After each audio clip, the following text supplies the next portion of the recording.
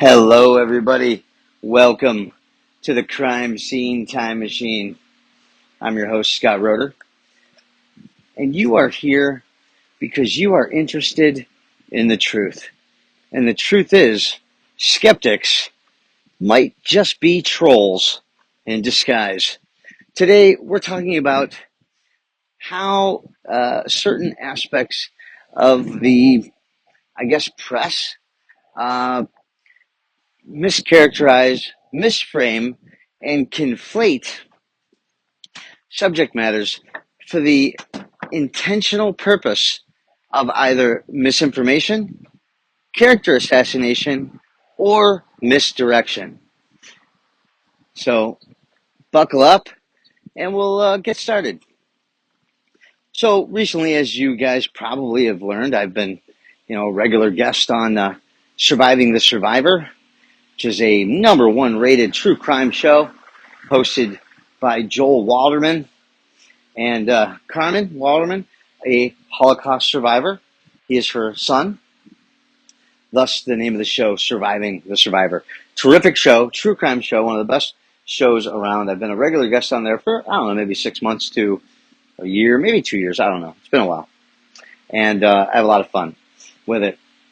And then I have, obviously, this podcast, Crime Scene Time Machine, where, we go and do a deep dive into things like the John F. Kennedy assassination. I think I've done 4 episodes on the John F. Kennedy assassination. Bobby Kennedy, Marilyn Monroe, Epstein. The list goes on and on. Why are we talking about professional skepticism and agents of disinformation? The reason for that is because, as a result of my friendship with Ross Coulthart, an investigative journalist out of Australia, where I've done several criminal investigation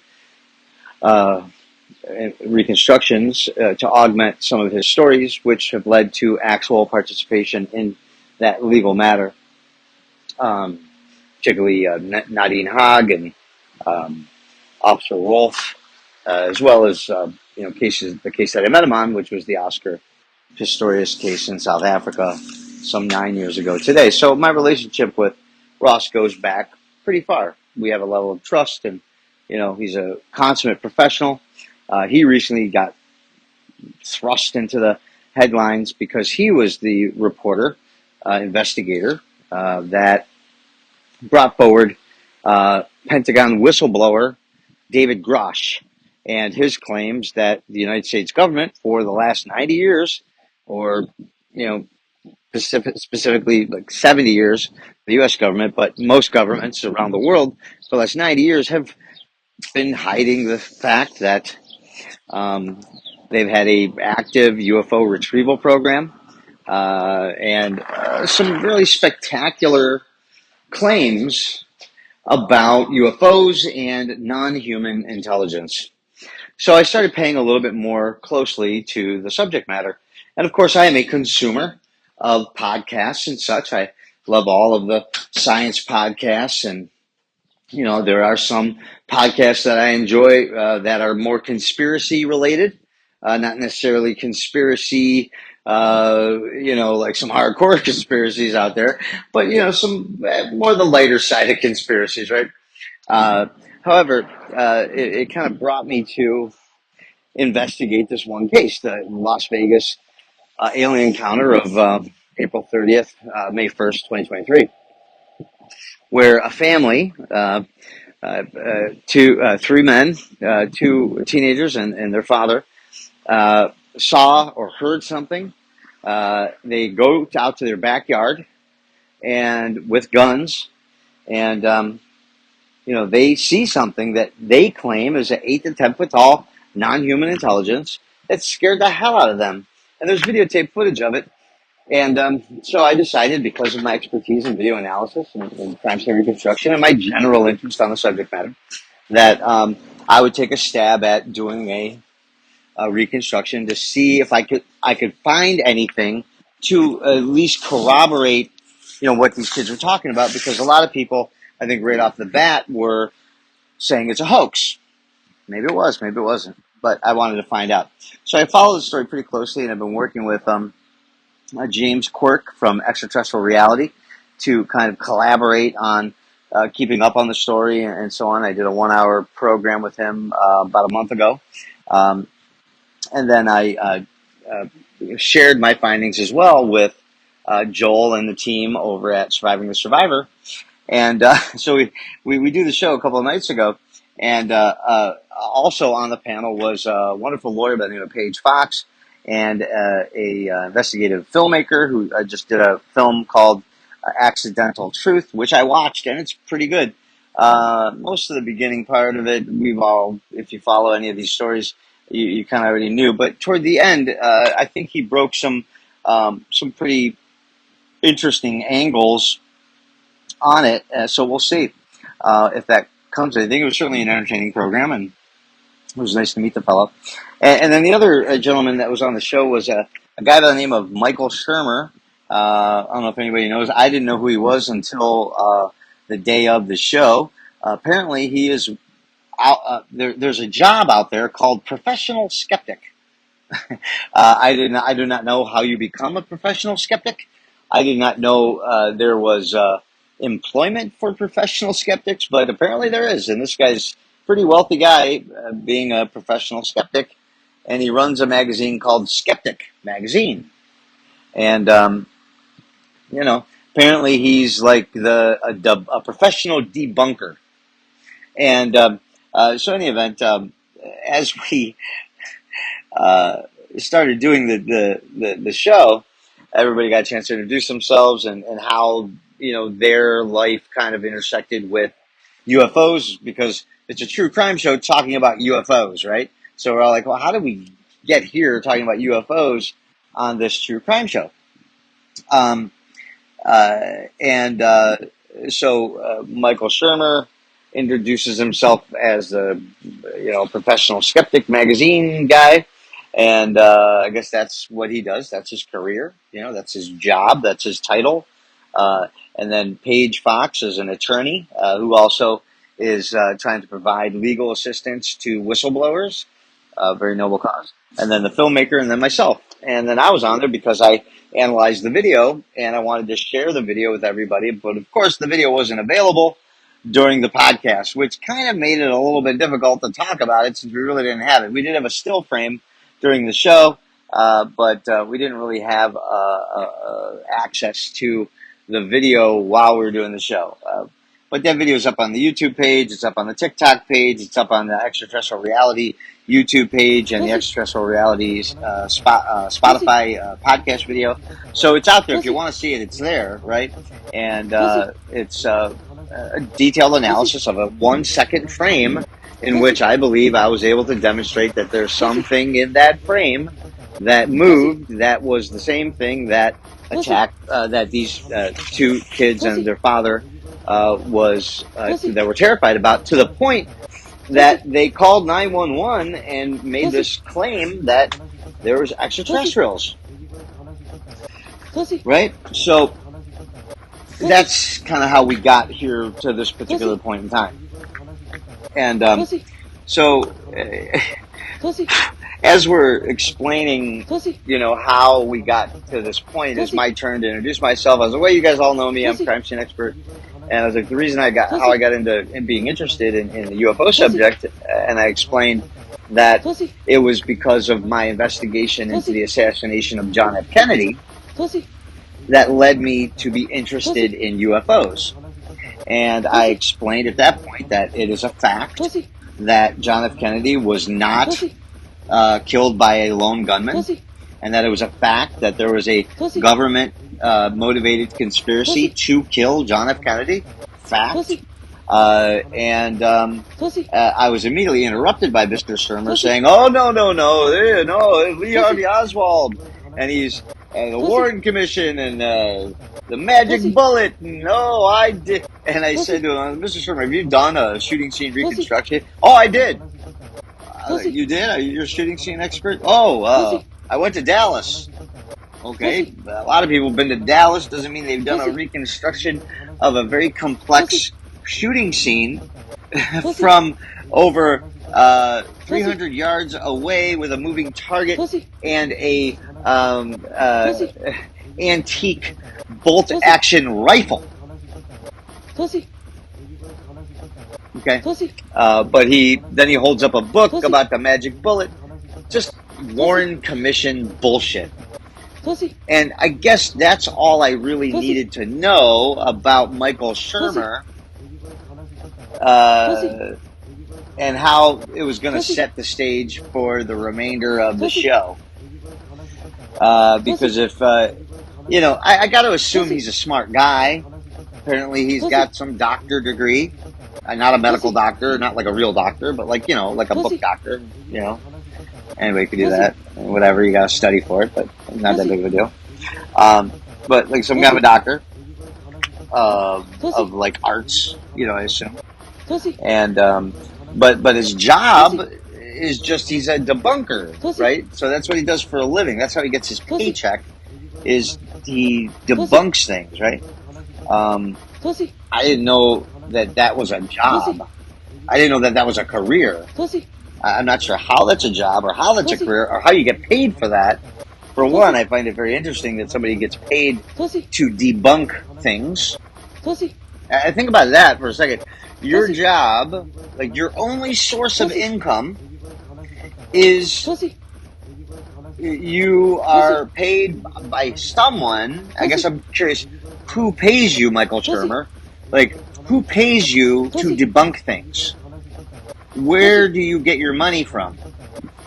Because we can look at Skeptic Magazine and look at, okay, how many copies does he sell of this paper copy of Skeptic Magazine? How much does it cost? How long has it been out? And how many copies has he sold? Do you have to have a subscription to it?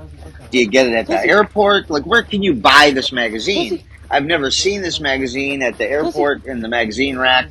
I've never seen it at the magazine rack at the drugstore.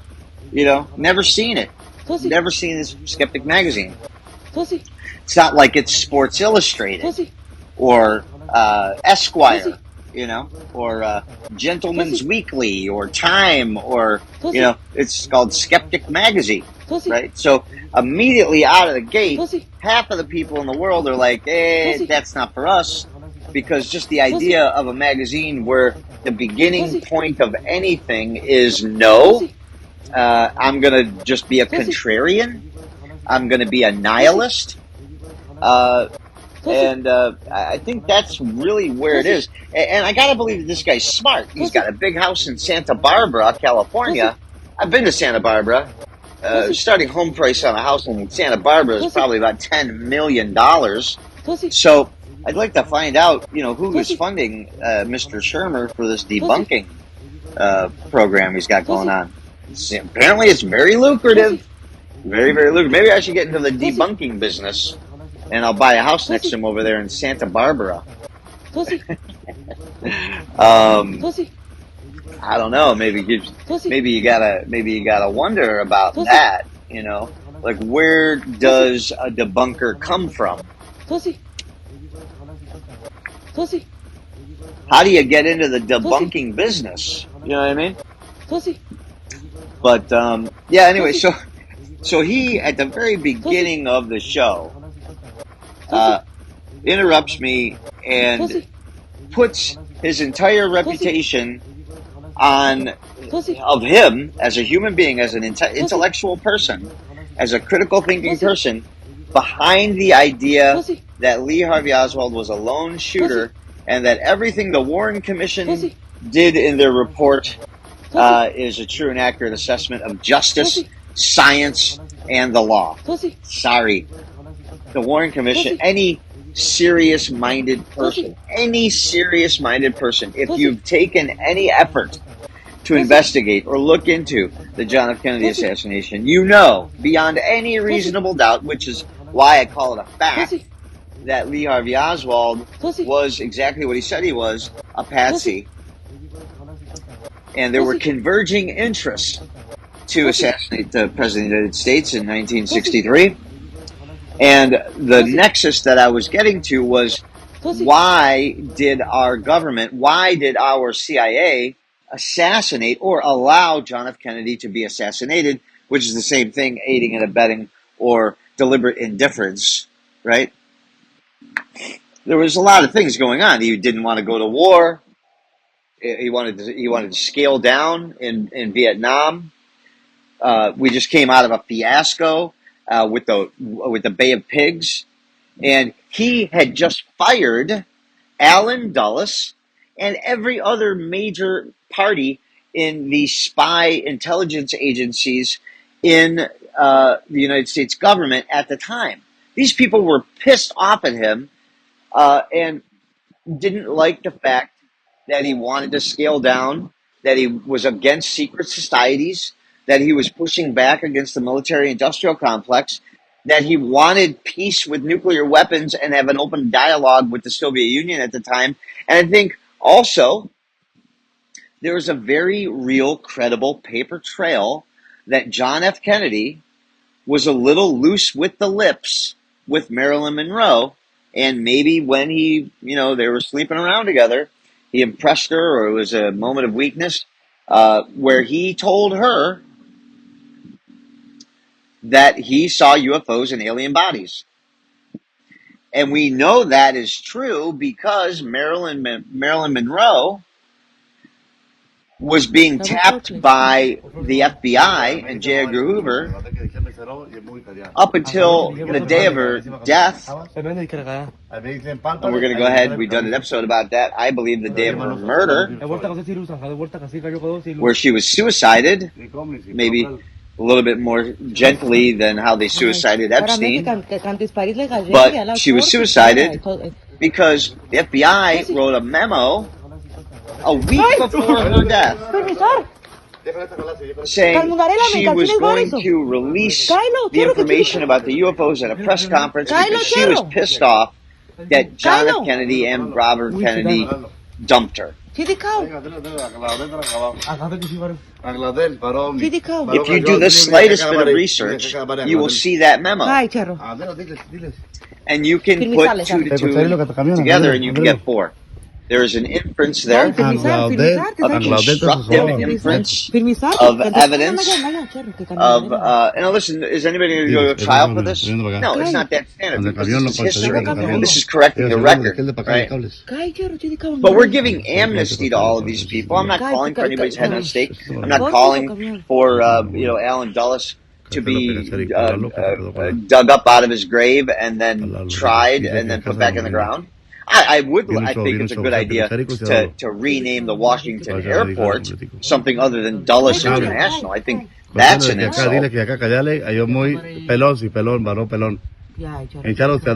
However,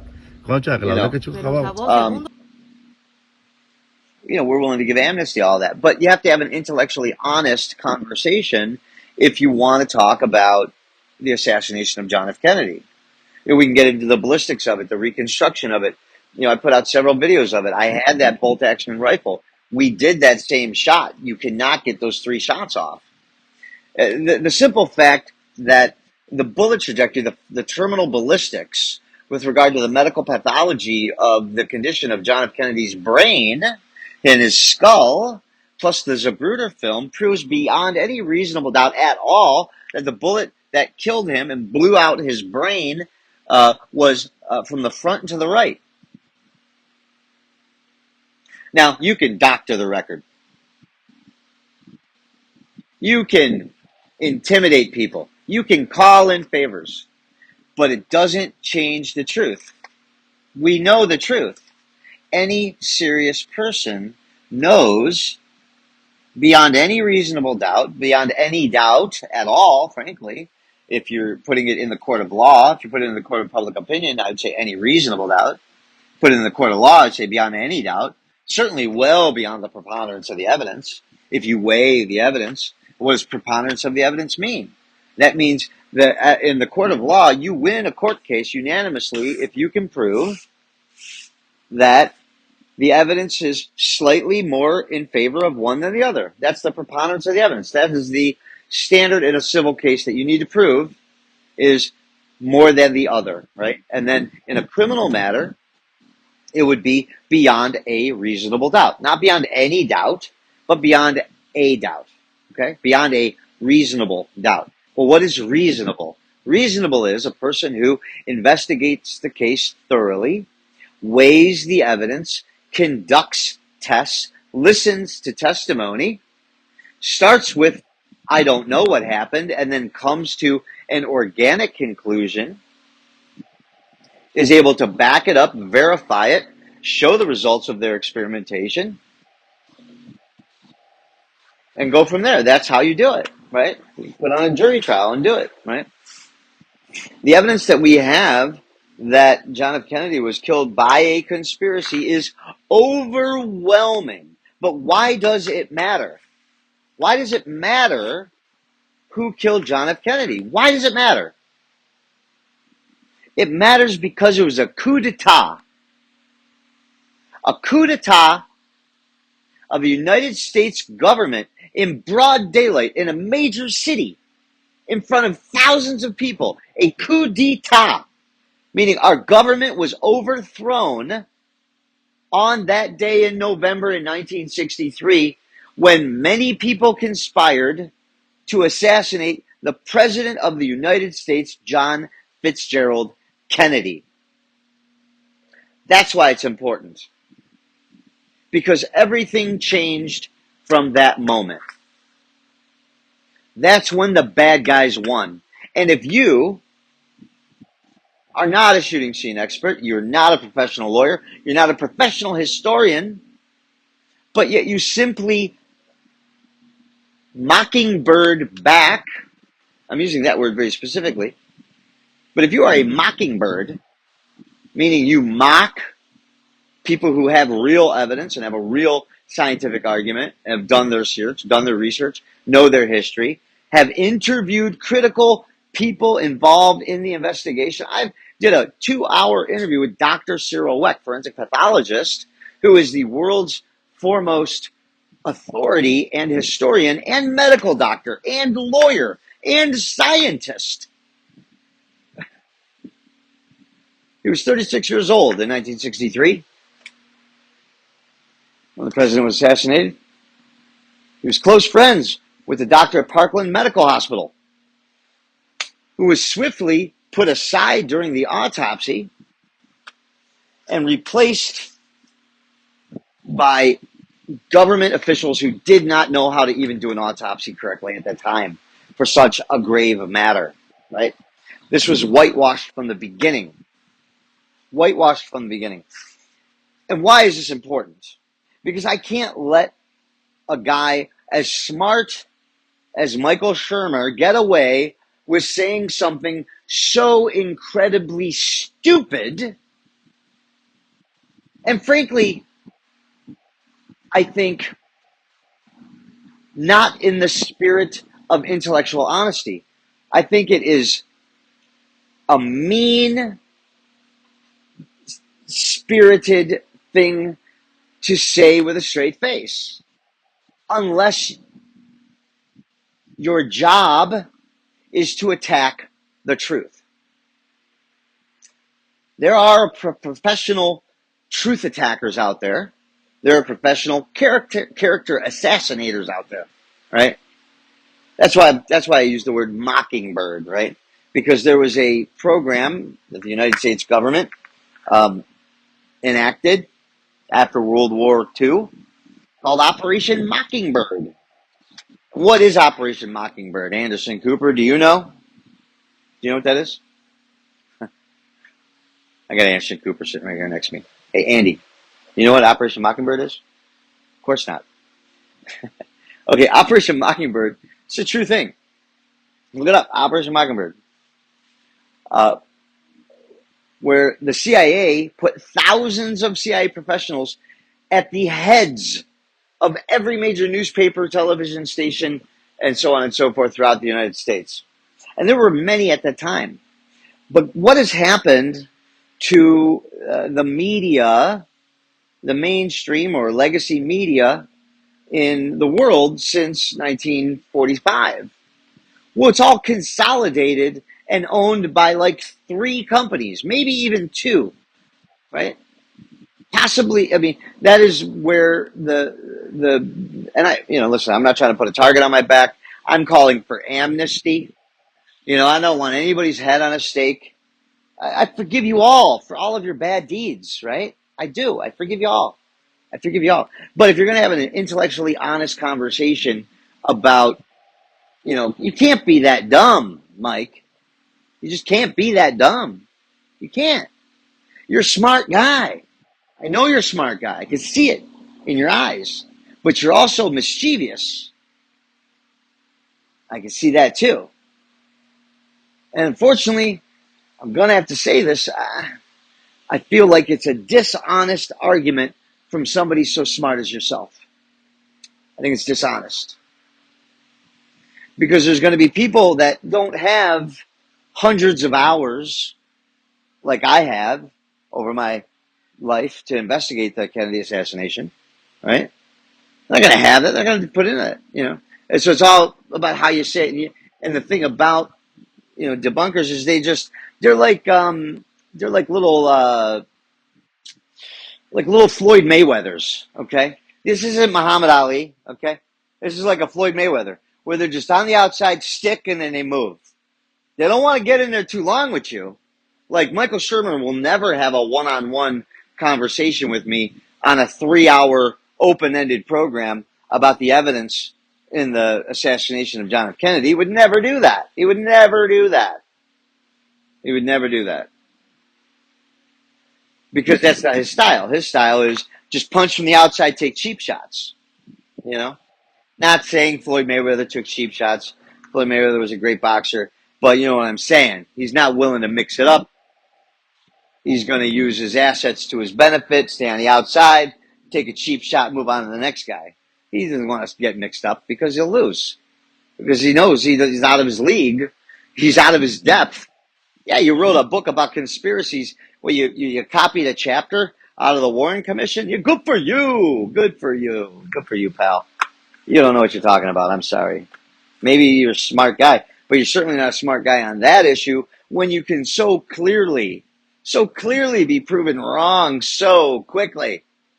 Okay? But you brought that up to kind of cut my ankles out because I was using that as my springboard to say, well, why did they kill Kennedy?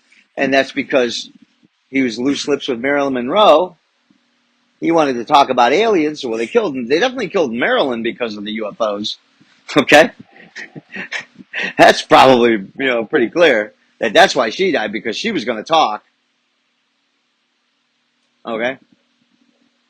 But why did they want to kill John? Why did they want to kill JFK? Number of issues. UFOs might have been one of them, but that's how I got originally interested in UFOs, because of that. Is that the only reason why they killed JFK? Probably not. I'm sure, like I said, Vietnam, atomic weapons, the fiasco at, Bay of Pigs in Cuba. That's probably why. His speeches that he gave about the abhorrence of secret societies. The fact that he was so charming that he could have had the best agenda of any president, but he had to be taken out because he wasn't going along with the warmongering in Vietnam. He wanted out of there. He didn't want a warmonger in Cuba. He wanted out of there. He was a stand-up guy. Guess what? Stand-up guys in this business get killed. Not this business, not the podcast business. Podcasters don't get killed. Nobody takes us seriously, whatever, right? This is just conversation. And listen, I'm sure Mike's a nice guy. Super nice guy. Probably a great husband. Probably a wonderful father. He's probably a nice guy. This is not a character assassination on him as a human being. I'm sure he's a great guy. Probably a wonderful golfer. He probably tells good jokes, although I haven't heard him say any jokes. But I'm sure he's a great guy. Mike, I'm sure you're a great guy. This is not a personal attack on you. I'm sure you're smart. I'm sure you can dance good. You got a good golf game. You're a good okay, it's not a personal attack on you, boy. Okay? This is an attack on what you are putting your weight behind. And if you're putting your weight behind the Warren Commission and the magic bullet theory. Okay, so let me get back on topic with regard to the Las Vegas alien encounter because after the podcast, Michael Sherman sent me, Michael Shermer, sent me a link to an article on Reuters magazine, which I found hilarious because, uh, let me just read it to you guys. Okay, so we're talking about the alien encounter at Las Vegas by Angel and his brother and his father and his mother. And he sends, after this whole conversation and discussion about the analysis of the actual video, he sends me an article from Reuters about fact check video showing an alien in Las Vegas mixes CGI video with news report audio. Okay. And this news article from Reuters is the antithesis, the absolute definition of misdirection and disinformation. Because what they do is they take a video that has nothing to do with the Las Vegas alien encounter, some CGI animation of some giant alien in perfect HD view behind some wood fence where some kid put some news report footage behind it and said, this is fake, it's debunked. Yeah, of course it's fake, because that's not the right video. That's not what we're talking about. That is not the video that I reconstructed. The video I reconstructed was a handheld cell phone video from Angel's mother, not some CGI animation put out 3 weeks later by some unidentified person. So it's a perfect example of how, like I said in the show on Surviving the Survivor, how real footage and real events get debunked, quote unquote, because they use deliberate misinformation to say the real event is fake. So this is, of course, fake. This video is fake. The Reuters article is true. That video is fake, but that's not the video associated with the event. You see what I'm saying? It's dishonest. It's dishonest. Michael Shermer, this is dishonest. It's not an honest argument. And you need to check yourself before you wreck yourself. That's all I have to say to you, Mr. Debunk. All right? Anyway, that's what I got to say. That's all we need to know about you as a skeptic. It means you're in the bag. You're on the beg. You're on the take. By who? I don't know. I don't really care. And this is the last time I talk about this issue. Anyway, this has been Crime Scene Time Machine. I love you, planet Earth. See you next time.